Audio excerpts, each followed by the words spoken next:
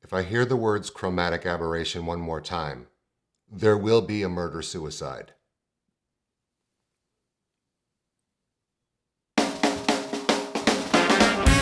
It's time for Hollywood Grump. Hey everybody, welcome to Hollywood Grump. I am the Grump, aka the Surly Papa, aka the Taskmaster, aka White Chocolate. Here on Hollywood Grump, we talk about everything from new and vintage gear, including testing and reviews, to surviving the business of Hollywood, to stuff that just irritates us. All through the lens of a man so jaded, he should have been a millennial.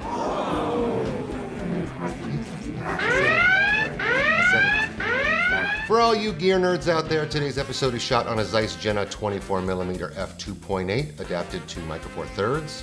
I know a lot of people like the Contax Zeiss lens is better, but don't poo-poo these Jennas. I mean, the build's not quite as good, but they are really, really sharp, especially on modern digital cameras. I got mine on eBay for about $80. If you can find one for around that price, I highly recommend picking one up. Let me know in the comments below how you think this lens looks, and remember, any distortion you may see, it's probably just my face. Was he in an accident? God, it's horrible. Look away, kids. For Christ's sake, look away! Somewhere along the line, I'm going to say about 10 to 12 years ago, somebody somewhere uttered the words that have become gospel to every lens buyer, renter, or reviewer. Those words are vignetting, barrel distortion, focus breathing, and my favorite of all, chromatic aberration. These words have become the benchmark for how all lenses are judged, for some reason. It's how people determine whether one lens is better than another, and the reason that some really great, character-rich lenses are immediately dismissed. Every time I hear these words, a shiver goes down my spine and my grumpometer pins into the red. Please, I'm begging you, stop quoting these terms as chapter and verse and actually learn something about lenses. More specifically, how every lens tells a different story. With a couple of exceptions, I'm no gear expert. My point of view comes completely from 20 years of directing and producing commercial video and film. In that time, I've had the opportunity, the pleasure, of working with some of the finest cinematographers in the business, and I've learned immensely from every single one of them. There are YouTube personalities out there that can do a much better job of discussing the technical aspects of gear. They're very, very good at it. A good number of them come from the world of photography, and they couldn't give a rabbit pellet shit about video, something we'll get into in a little bit. I, on the other hand, couldn't give a damn about still photography. It's not that I don't appreciate the art form. You have to have some mad skill to be a great photographer. It's that I don't do it, I don't really know how to do it, and it really has nothing to do with my chosen career. So the people that I'm talking to here are cinema folk. Nomads, you know, smell like cabbage. Small hands. Whether that means that you are shooting short films, you're shooting commercial video, you aspire to shoot feature films. What I'm trying to share with you is from the perspective of practical information to make you better filmmakers, most of the time from actual use case. So let's get right to the nuts of it. Stop using these trigger words to determine whether or not a lens is any good. There's a crazy misconception out there that lenses, be it still or cinema lenses, are a one-size-fits-all affair. Let me clear that up for you right now. No. No, no, no, no. The kind of lenses you use for your production should be 100% related to the story you're trying to tell. Your job as a filmmaker is to tell stories, period. Compelling stories that suck a viewer in and just dare them to look away from the screen. Big stories, short stories, 30-second stories, it doesn't matter. Your job is to tell stories.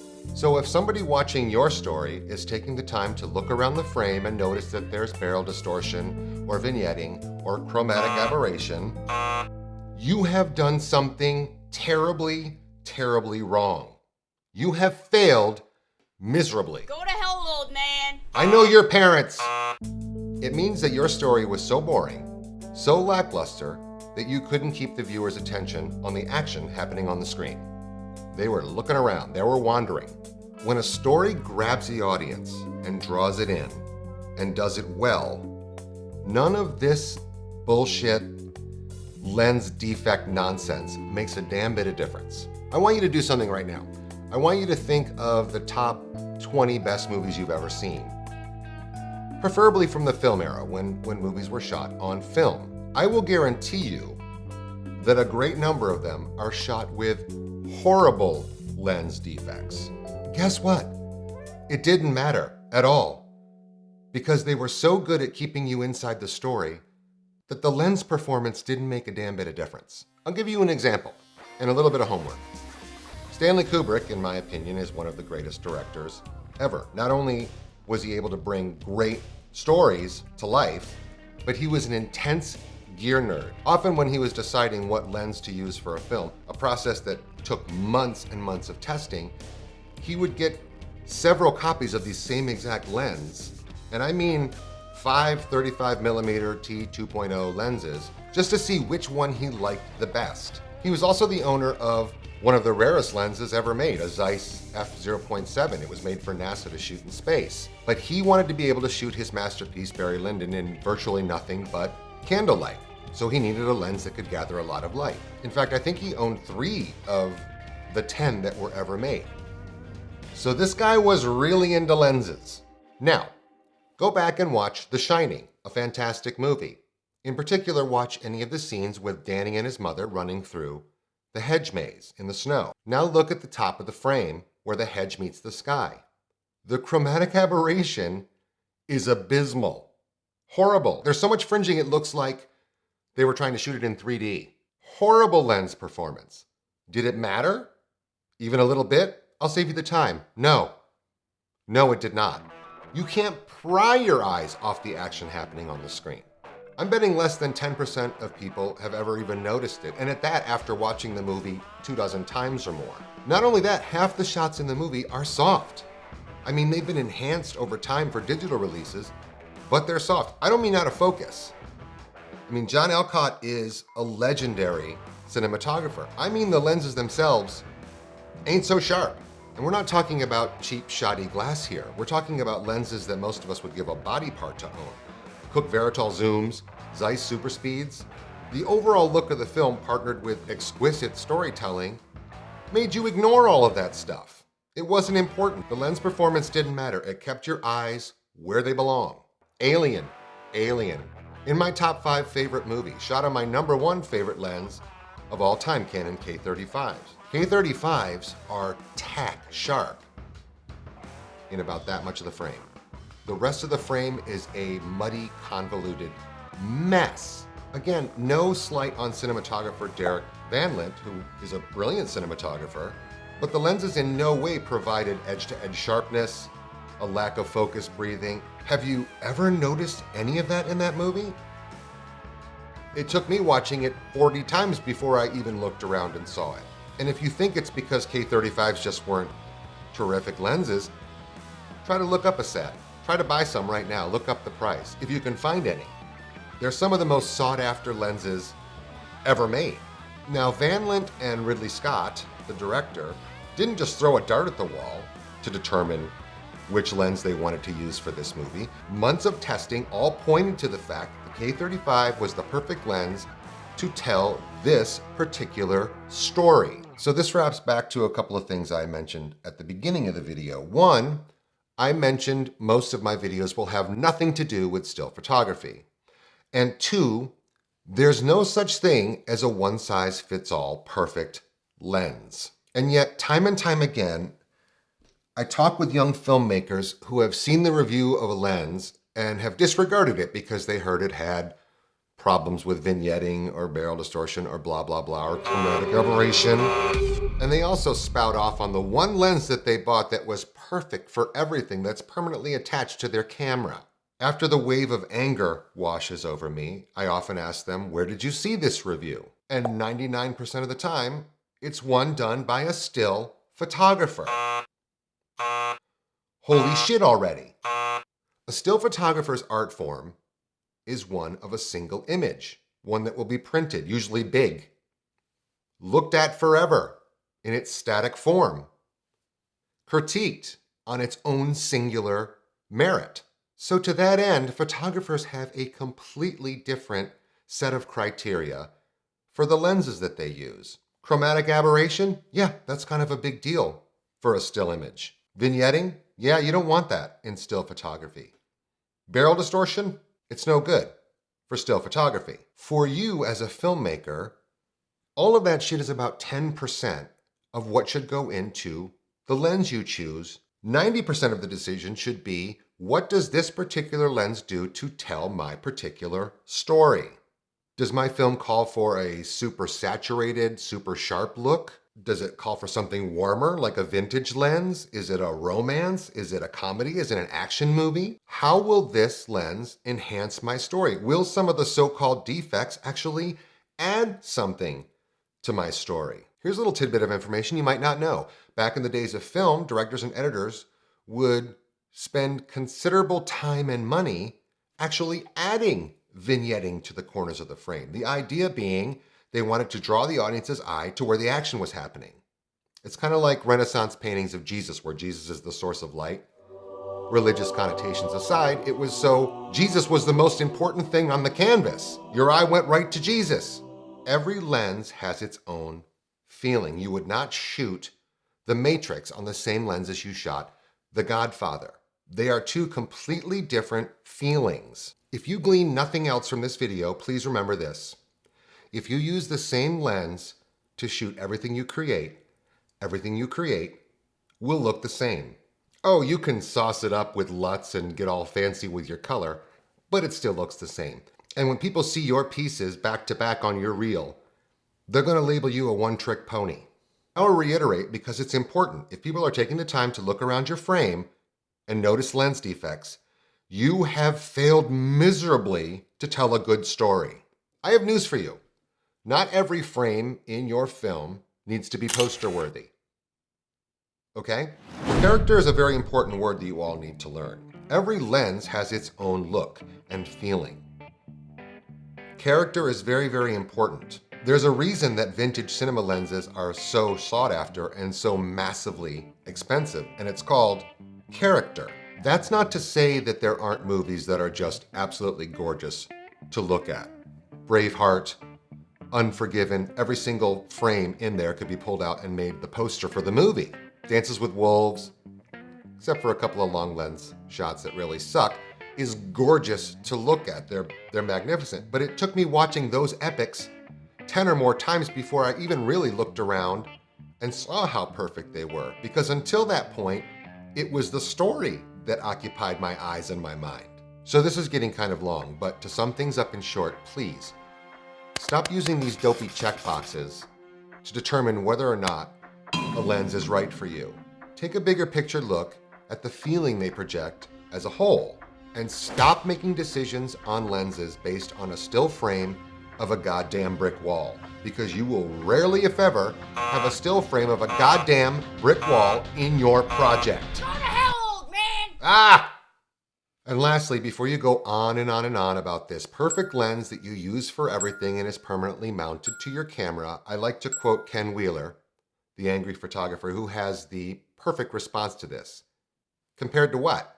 Oh, it's the greatest lens ever. It's perfect. Compared to what?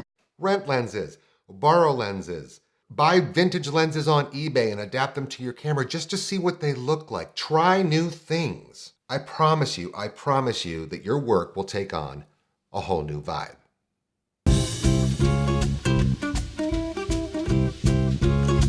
I have a friend back on the East Coast, in fact it was my wife's best friend growing up, who cannot say the word mauve. No matter how many times you say it to her, she cannot repeat it back correctly. And while it's hilarious, it irritates me down to my very core. It's like that last mark of chalk on the chalkboard that the teacher won't erase. It goes something like this. Repeat after me. Mauve. Mauve. No, like this. Mauve. Mauve. You're mixing the order. Mauve. Mauve. No. Mauve. Mauve. Say raw. Raw. Now say law. Law. Now say mauve. Oh, mauve. God damn it! I'm part of what feels like 100 different user groups for gear. Vintage cinema lenses, cameras, you name it. In those groups, people love to post up their latest work. Mostly to brag about the gear that they have, but sometimes to show what that gear is capable of creatively. All fine and good. It actually brings me joy to see content creators, young and old, just getting out there and making stuff. But I'm noticing an epidemic taking place. Please, for the love of God and all things holy, stop calling everything you've ever shot and edited together a short film. A posting will go up, check out my new short film shot on the XYZ camera. And then I click on the link only to find 25 shots of a cornfield shot in slow motion with the corn waving back and forth. Stop it. Just stop it. It's bananas. This, friends, is not a short film. A camera test? Maybe. A lens test? Sure. A short film? No. No, it is not. Continuing on with the theme that I started to talk about earlier, a short film is not just a series of images. It has structure. It has a narrative. It tells a story. You are storytellers. Whether that story is the day in the life of a bug or an actual narrative driven by dialogue, short films, like any other length film, have a certain formula, a structure. They have a beginning, they have a protagonist, they have a climax, and they have an ending. So instead of shooting random nonsense, beautiful as it may be, start moving your filmmaking forward and actually craft a story. It doesn't mean that you have to have a big crew or actors or great equipment. It just means that you've planned things out, that there's a structure to it, that maybe there were even storyboards, dare I say, a script. The reason that this loose use of terminology bothers me is not because I'm some pompous film critic. The reason is I'm watching aspiring filmmakers get pummeled on social media by people who probably have never done anything worth the salt on their own. Because trust me, if you ask for opinions or critique, especially on social media, you will get some, usually really harsh ones. And on the flip side, getting positive comments about your nonsensical, strung together footage, in my opinion, is equally harmful. Yes, I like to encourage filmmakers to get out there and make content. But if they believe everything they've ever pointed their camera at is award-worthy, how is that helping? It's not helping at all. What it's saying to them is, you're good. You don't have to try any harder. What you're doing is just perfect. But that aside, when you post up your random shots, even beautifully shot and edited, you're doing nothing to advance your storytelling skills. So please, I'm begging you once again, actually take the time and effort to craft a story before you strap on your gear and head to the cornfield. You'll thank yourself later when you present your actual, and I'm betting, spectacular short film. Lastly, I want to thank some people that helped me put this show together. The great folks at The Garden Creative who have very generously helped me out with some of the gear. My wife Maggie, who, bless her heart, lets me take over the whole house for shooting. Clean up your shit! My great friend Buzz Burbank for lending his golden throat to the project. Thanks, JR. And of course, my wonderful children for staying out of the way and keeping their fat yaps shut. Bite my ass. Blocking the TV! If you like what you saw, please share and subscribe. Hope you enjoyed Hollywood Grump. Until next time, get the hell out of my house. Mauve.